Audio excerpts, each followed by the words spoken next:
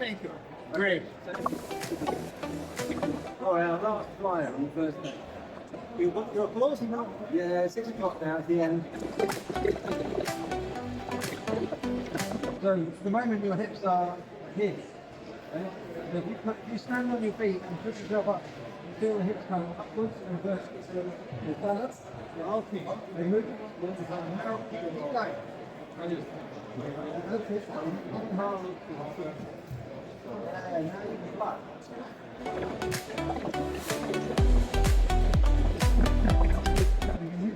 Okay.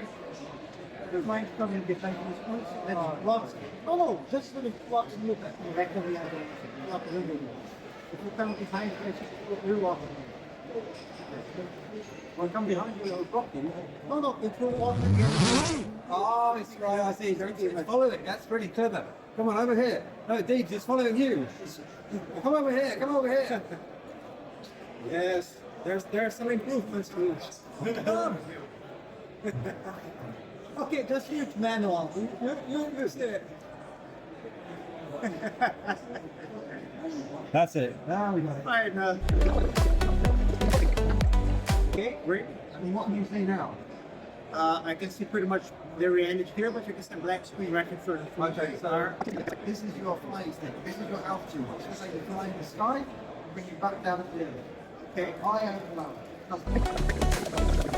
When you leave forward, when the position come back and forth, that's it. And when you just start moving, now you're flying. Okay, so do I control speed or speed sense? The speed is set. The speed is set.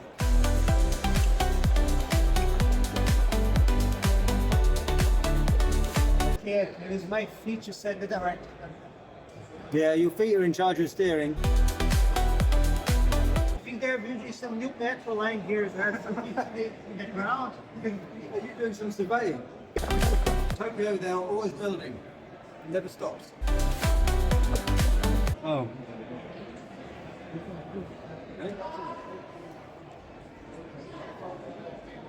I think. Well, I took your camera and I did some filming like this, but I think I think it flipped the camera. Thank you.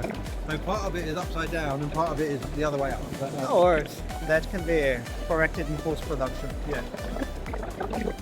So, personally, I did this for fun because I am a medical doctor, so Oh, great.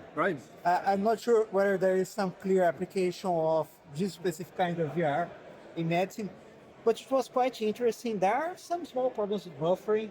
I'm not sure if you're using Google Earth. I think it's actually about probably the exhibition of Wi-Fi more than the game. It's not our game, it's an existing game, so, and it's not ideal for showing the suit, but it's pretty good at showing the suit and giving you the feeling of flying. But we're trying to raise money currently so that we can build our own software and make a game or an experience which really demonstrates what the suit can do. So you can fly, and then you can swim a bit, and then you can stand up and shoot, and then you can run, and does everything. But software is expensive. I get your feeling this would work really well at some amusement parks. Yeah. This reminds me a lot, for example, of Soaring. It's an attraction from Disney World in Orlando. Oh, okay, nice. I think just could. I'm not giving you ideas. I'm just expressing my mind. Absolutely Yes, right. That's what this is for. It's an arcade suit. Yeah. I think it would work really well, for example, with like some wind or some water or something to really give that interaction. Yeah. It's But- extra senses. Yeah, I agree. Yeah. It's interesting, and more than anything else, it was fun. It was interesting. Is it like available for purchase, or is it It's a prototype at the moment, but yeah, we're interested. If people want to buy them, particularly arcades, that's what we're looking for at the moment. Then yeah, we're ready to sell them. In fact, we've got a good contact in Tokyo, and a big Tokyo amusement arcade saying, yeah, we want this suit. Right, okay, great. This is the project. It's the correct people. So we're going to develop that and pursue that. That will help us. Selling suits will help us develop software. Software will help us sell more suits. So hopefully it will become more clear as to what it is when we do that. Absolutely. And you should definitely add Rotterdam. Yeah. Rotterdam. I think that's the correct pronunciation. Is it Rotterdam? Well, today, for most of the morning, they were flying in Rotterdam, and then Interesting. this afternoon, people understood that they could go anywhere. So we started changing the places. So it was my pleasure being your last. I'm not sure what to call it customer today. Yeah, you are. Yeah, exactly. Yes, first you try to experiment your prototype. And since I got that, or was planning being missing, I think there will be no need for the waiver. There's no need. Okay, you survived. Even if you hadn't the waiver, I wouldn't sue you. Thank you. Have a nice day. A relatively brief one. I've opted to not even use the mic because we also get a bit more of the ambience and they have to get two mics, so it will take longer. So, but here, this is one of the stands I've been to that they requested a meeting with me. So this is our OT studio, realization of things, and we do many VR products, including they've been working on some healthcare ones. So, is it working here? Can I? Of course. Okay. So this I think is one of their anatomy products. Can you get the eye surgery one? Of course. And then later I'll edit this, of course, because it will look really weird here. So one of the projects they have most straightforward is the eye surgery one. And this is absolutely not an endorsement, either negative nor positive. I have not been paid for this. I've been invited to see their product, and so here I am. So, what's your name once again? Jem. Jan. Yes. And you are from Turkey. Your company is from Turkey. You are a 15 people team. Is that it? And how long have you been working with this? So we've been working on simulations for around 30 years, but this company is a spin-off from the original company. The original company is called Infotron. It's more of a simulation engineering and 3D printing company. But we're engaged with simulations and VR for around 30 years, but the company is around 5 years old. ROT studio.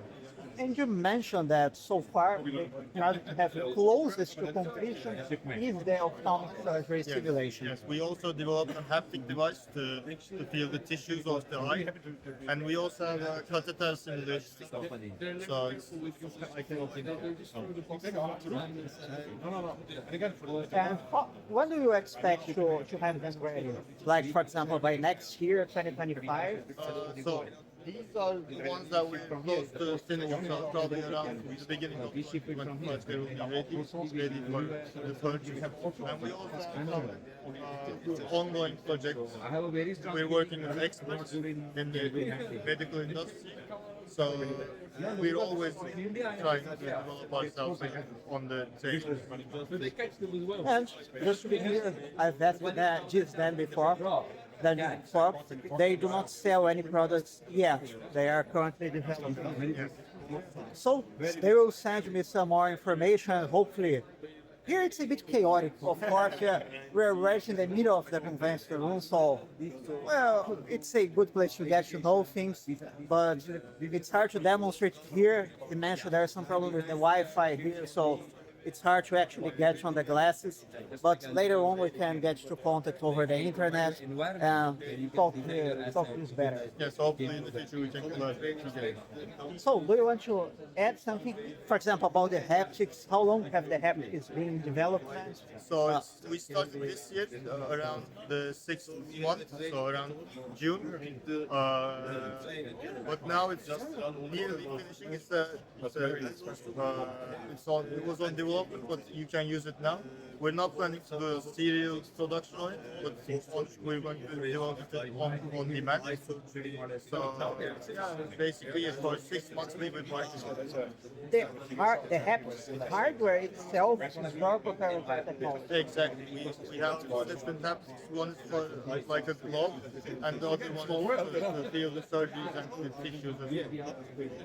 Is it more like the glove for open surgery or the instrument for like laparoscopic and robotic surgery, or is there no such differentiation? So there's a differentiation, of course, because the tissue one, the one that with the knife, is for the surgical operations, and the other one is for to feel everything that you touch in the VR. Immersive experience. Okay, thank you. Thank I you. believe we can record a longer video perhaps over the internet in a quiet Of environment. course, maybe we can and a then Zoom meeting or so. yes, and then get some more demonstrations. We also have a YouTube page. Maybe they can follow us as well. ROT Studio. Thank you. Pleasure to meet you. Have a nice day. You too. Do you want to show your face? No? Am I going too far with this? Literally recording meetings? I hope not. So, why is this not coming down? Come down, come down. Yes, come here. Okay, sure. So, what's your name once again? Yeah, my name is Raisul Islam. I am from Bangladesh. No, And I'm representing our company here in this event. So my company is Brain Station 23, and we are doing lots of things. And basically, we are a software development house, and we provide custom software solution to our client and partners. So it was, at first I must admit I had no idea what they did. At first I saw that they provide solutions. What's that supposed to mean? But he insisted so much on a meeting. We went back and forth on the messages and I decided to come here. And you know what? I actually think it might be useful. Like they, essentially from what I understand, my explanation might not be the most accurate one, but they like outsources the development and maintenance of apps and programs and other digital services. And this is not an endorsement, either positive or negative, like all other things here at the conference. I'm just showing what's happening. So you do with that information what you will. But like a lot of people, when I posted those hand videos, a lot of people asked me what is the app, and I said, hey, I would really love to have an app to share. So who knows, maybe some app will come someday, or maybe not. This is the interesting kind of meetings we have. Like, again, I'm not sure whether I take this too far recording the actual meetings, but whichever. Do you want to say anything else? No, I think we will have a good future together. Okay, thank you. Thank you. It was a pleasure meeting you. Thank you. Well, let's see how things turn out. It's been quite interesting to have just unique meetings at the conference. Really unique recording. so the idea basically is you use a few depth cameras and then fusion the content, and you have the hologram, you could say, of the moving subjects. The specificity of our project, of our software that we are developing, is that it's a transportable solution with 500-year-old cameras. We use between 2 and 10, and it's also very light in terms of data. So it also makes it possible to have live streaming.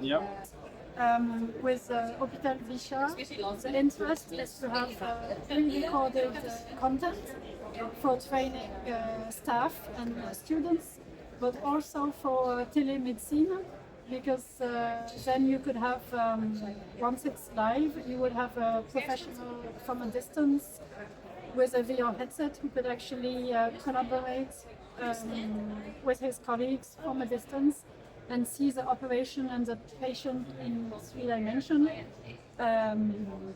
So that will facilitate and avoid transportation. Yep.